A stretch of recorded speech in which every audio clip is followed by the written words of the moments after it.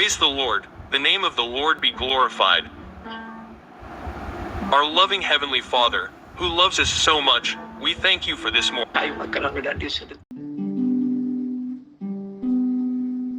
Praise be to God. எனக்கு பிரியமானவர்களே, இப்போது வந்து கொண்டிருக்கிற இந்த தினம் ஒரு சாட்சியினுடைய பகுதி யூடியூப் அப்டேட் பண்ணப்பட்டிருப்பதால் ஆங்கிலத்திலே வருகிறது. தயவு செய்து அங்கே வருகிற வீடியோவை பார்த்து உன் தமிழுக்கு நீங்கள் மாற்றிக்கொள்ளவும். கர்த்தர் உங்களை ஆசீர்வதிப்பாராக. Praise be to God. கர்த்தருடைய நாமம் மகிமைப்படுவதாக.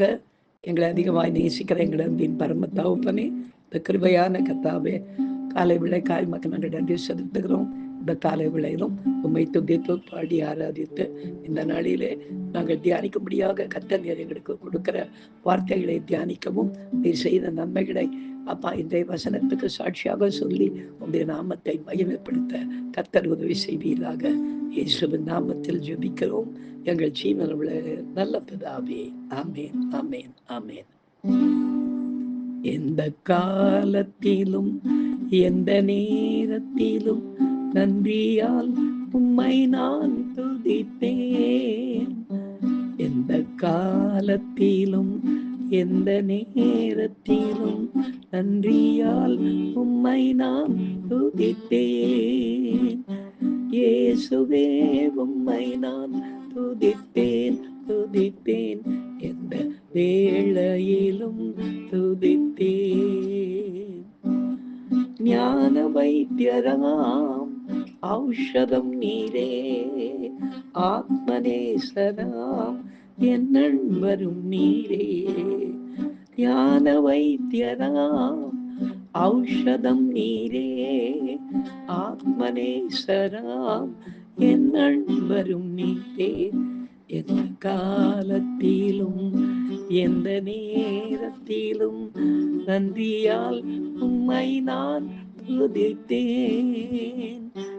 இயேசுவே உம்மை நான் துதித்தேன், துதித்தேன், எந்த வேளையிலும் துதித்தேன். இயேசுவே உம்மை நான் துதித்தேன், துதித்தேன், எந்த வேளையிலும் துதித்தேன். எனக்கருமையானவர்களே, இந்த நாளிலே நாம் தியானிக்கும்படியாக கர்த்தர் நமக்கு கொடுக்கிற வார்த்தைக்கு நேராக நாம் கடந்து போகும். பெரியமார்களே, எடுத்து வாசிக்கலாம். நீதிமொழிகளின் புத்தகம் 25ஆம் அதிகாரம் 15ஆம் வசனத்தை நாம் வாசிக்க கேட்போம். நீண்ட பொறுமையினால் பிரபுவையும் சம்மதிக்க பண்ணலாம், இனிய நாவு எலும்பையும் நொறுக்கும் என்று எழுதப்பட்டிருக்கிறது. பெரியமார்களே, எத்தனை ஞானம் நிறைந்த வார்த்தைகள் அல்லவா இவை. இங்கே இனிமையான வார்த்தைகளை பேசும் நாவு நீண்ட பொறுமைக்கு அடையாளமாக சொல்லப்பட்டிருக்கிறது. ஒரு அதிபதியை வெகு சீக்கிரத்தில் நம்முடைய பேச்சு சாதுரியத்தால் வளைத்து நம் பக்கத்துக்கு அவனை திருப்பிக் கொள்ள முடியாது. 2வது வசனத்தை பாருங்கள். எலும்பு என்கிற ஒரு கடினமான பொருள். இப்படியாக இருக்கின்ற ஒரு கடினமான இருதயத்தை கூட இனிய நாவின் சொற்களினால் நொறுக்கிவிட முடியும் என்கிறது வேதம். அதாவது பொறுமை நிறைந்த வார்த்தைகளினால் பேசி எலும்பை போல ரொம்ப ஸ்ட்ராங்காக இருக்கிற ஒரு காரியத்தை கூட நம்ம நொறுக்கி விட முடியுமா? எனவே நீண்ட பொறுமை அவைக்குரிய கனி ஒரு மனுஷனுக்கு மிகவும் அவசியமாக இருக்கிறது. இந்த வசனத்துக்கு ஏற்ற நடந்த ஒரு சம்பவத்தை உங்களுக்கு சாட்சியாக சொல்லி கர்த்தருடைய நாமத்தை மகிமைப்படுத்த விரும்புகிறேன். கர்த்தருடைய நாமம் மாத்திரம் மகிமைப்படுவதாக. எனக்கு அருமையானவர்களே, ஒரு 15 வருடத்திற்கு முன்பாக காலையிலே சபை பூட்டப்பட்டிருந்தது. காலையில் பிள்ளைங்க தூங்கி கொண்டிருக்கிறாங்க.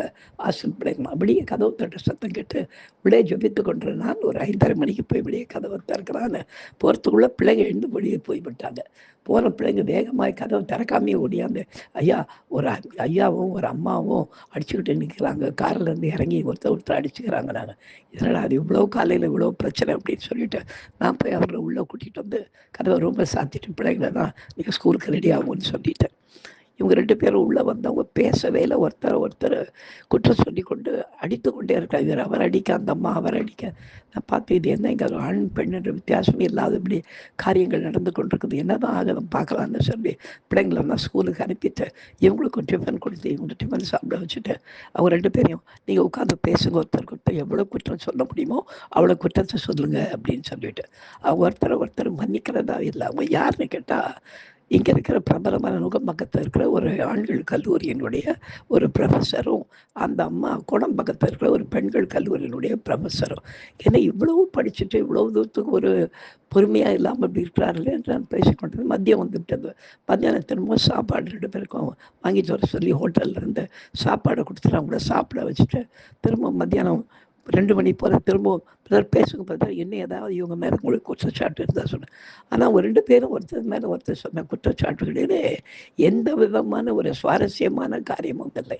கடைசியில் என்னன்னு பார்த்தா 2 பேரும் முன்கோபிகள். எடுத்த உடனே புரிந்து கொள்ளாமல் சண்டை போடுகிற சாபம் உள்ளவர்கள் என்பதை என்னால் புரிந்து கொள்ள முடிந்தது. பிற்பாடு ஒரு 5 மணிக்கு நான் சொன்னேன், நீங்கள் காலையில் வந்தீங்க 5 மணி ஆயிடுச்சு, வந்தவங்க எல்லாரையும் நான் திருப்பி அனுப்பிட்டேன், என்னை பார்க்க வந்தவங்கள, இப்போ நான் அவங்களோட பேசுகிறேம்மா அப்படின்னு சொல்லிட்டு வேதத்திலிருந்து சில சாந்தமான சில காரியங்களை குறித்து அவர்களுக்கு உபதேசிக்க ஆரம்பித்தேன். உட்காந்து சைலண்ட்டாக கேட்டிருந்தாங்க. நான் சொன்னேன், ஒருத்தர் பேச ஆரம்பிக்கும் போதே இன்னொருத்தர் அந்த சண்டையை விட்டு விலகிடணும்னு பைப்பில் போட்டிருக்கு. நீங்கள் ஒருத்தர் ஆரம்பித்த உடனே பதிலுக்கு இன்னொருத்தர் ஆரம்பிக்கும் போது அது அப்படியே பெரிய பிரச்சனையாக போயிட்டுருக்குது.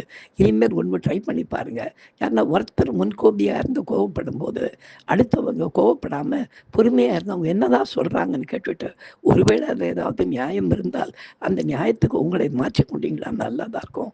இல்லைன்னா நீங்கள் குழந்தையே இல்லை, இத்தனை வருஷமாகி சண்டை போட்டுக்கிட்டீங்கன்னா என்ன அர்த்தம்னு சொல்லி ரொம்ப நேரம் கிட்டத்தட்ட ஒரு 11 மணி வரையில பேசின பிற்பாடு 2 பேரும் கண்ணில் தண்ணி வர ஆரம்பிச்சது. நான் சொன்னேன், எவ்வளவு வாழ்நாளை வீணா வைக்கிட்டீங்க. கத்தர்கிட்ட நீங்கள் கொஞ்சம் பைபிள் வாசி என்னன்னு பார்த்துருந்தீங்கன்னா இதில் சாந்த குணம் பற்றி சாந்த குணம் உங்களுக்கு எல்லோருக்கும் தெரிந்திருப்பதாக அப்படின்னு சொல்லியிருக்குது பைபிள். அதாவது மற்றவங்க பார்க்கும்போதே நம்மளை சாந்த சொருபி இவங்கன்னு சொல்லக்கூடிய அளவுக்கு இருக்கணும். நீங்கள் 2 பேருமே இப்படி சண்டை போட்டால் உங்களுக்குள்ளே ஒரு சண்டை காரியங்கள் இருந்து கொண்டு நீங்கள் எப்படி மற்றவங்ககிட்ட சமாதானமாக அவங்க சொல்கிறாங்க 2 பேரும், இல்லை பாஸ்டர் நாங்கள் வெளியே விட சமாதானமாக இல்லை, எங்கள் காலேஜில் என்ன கோவக்காரியம் தான் சொல்லுவாங்க, இவரும் அப்படி தான் உங்கள் காலேஜில் பேர் வாங்க வருவேன். அப்போ நல்லபடியாக உட்கார்ந்து அவங்களுக்கு பரிசுத்தாவியை நிரம்பி புத்தி சொல்லி அந்த நாளிலே ஜெபிக்க கர்த்தர் உதவி செய்தார். செவம் பண்ணி முடிச்சு 2 பேரும் சந்தோஷமாய் கைகளை கோர்த்து கொண்டு இனி நாங்கள் நிச்சயமாக சண்டை போட மாட்டோம் அப்படின்னு சொல்லிட்டு புறப்பட்டு போனார்கள். ஒரு 2-3 மாதம் கழிச்சு எனக்கு ஒரு ஃபோன் வந்தது. என்னென்னு சொல்லிட்டு நான் ஃபோன் எடுத்தோடனே சொல்லுங்க பிரதர் அப்படின்னா, ஐயா நாங்கள் 2 பேருமே இங்கேருந்து எங்களுக்கு கொஞ்சம் டார்ஜிலிங்க்கு நாங்கள் எங்களுடைய இடத்தை மாற்றிக்கலான் இருக்கிறோம். அங்கே இருக்கிற ஒரு காலேஜை நாங்கள் செலக்ட் பண்ணிட்டோம். 2 பேருக்கும் ஒரே காலேஜில் வேலை கிடைக்கிற மாதிரி இருக்குதுதான் நாங்கள் கிளம்பி போகிறோம். நீங்கள் தயவுசெய்து வீட்டில் இருந்தீங்கன்னா சொன்னீங்கன்னா நாங்கள் வீட்டில் இருக்க இந்த பொருளெல்லாம் கொண்டு போக முடியாது டார்ஜிலிங்க்கு, அதனால் வீட்டில் இருக்கிற பொருட்கள் எல்லாத்தையும் உங்களுடைய கர்மயிலத்துக்கு ட்ரான்ஸ்ஃபர் பண்ணிவிட்டு அதுக்கப்புறம் நாங்கள் கிளம்பி போகாமல் இருக்கிறோம் என்று சொல்லி அன்றைக்கு மாலை வேளையில் ஒரு லாரியில் கொண்டு வந்து எல்லா பொருட்களையும் இறக்கிட்டு அவங்க மறுநாள் கிளம்பி டார்ஜிலிங் போயிட்டு இன்றைக்கும் சந்தோஷமாக இருக்கிறார்கள். எனக்கு அருமையாளர்களே, முன்கோபம் ரொம்ப கெட்ட காரியம். எடுத்த உடனே சண்டைக்கு நிற்பது, நான் சொன்னது தான் கரெக்டு அப்படின்னு நம்ம நிற்கிற வரையில நாம் எந்த விதத்திலும் சமாதானமாய் போக முடியாது. அதை விட்டுட்டு ஒருத்தர் திடீர்னு கத்துறாங்களா, நம்ம அந்த சண்டையை விட்டு விலகிடணும். விலகிட்டு அவங்க என்ன பேசுகிறாங்கன்னு பார்க்கணும். ஒரு வேளை நியாயம் இருந்தாலும் இருக்கலாம், இல்லை நியாயம் இல்லைன்னா பொறுமையாக அவங்களுக்கு புத்தி சொல்லணுமே தவிர அதை விட்டுவிட்டு நாமும் பதிலுக்கு போட்டிக்கு சண்டை போட்டு கொண்டு நிற்போமே ஆனால் அதில் எந்த விதமான பிரயோஜனம் இல்லை என்பதை நாம் புரிந்து கொள்ள வேண்டும். நல்ல ஞாபகம் வச்சுக்குவோம். இனிய நாவு எலும்பு போன்ற ஒரு சுவாபம் உள்ள மனுஷனையும் என்ன பண்ணியுமா நொறுக்கி நமக்கு பக்கத்தில் தள்ளிவிடும் என்று வேதம் தெளிவாய் சொல்கிறது. நாம் செபிக்கலாம். எங்களை அதிகமாக நேசிக்கிற எங்களை அன்பின் பரமத்தகப்பனே, இந்த கிருபையான வேலைக்காய் உமக்கு நாங்கள் நன்றி செலுத்துகிறோம், மகிமைப்படுத்துகிறோம். ராஜா, நீர் ஒருவரே எங்களுக்கு நல்லவரும் வல்லவரும், எங்களுக்கு எல்லாவற்றுக்கும் போதுமானவராக இருக்கிறதற்காக உமக்கு நன்றி. உடைய வேதம் எங்களுக்கு போதுமாண்டவரே. அதில் இருக்கிற புத்திமதிகளை நாங்கள் புரிந்து கொண்டு அதன்படி வாழ எங்களுக்கு உதவி செய்யும். இயேசுவின் நாமத்தில் செபிக்கிறோம் எங்கள் ஜீவனுள்ள நல்ல பிதாவே. ஆமேன், ஆமேன், ஆமேன். God bless you. Thank you.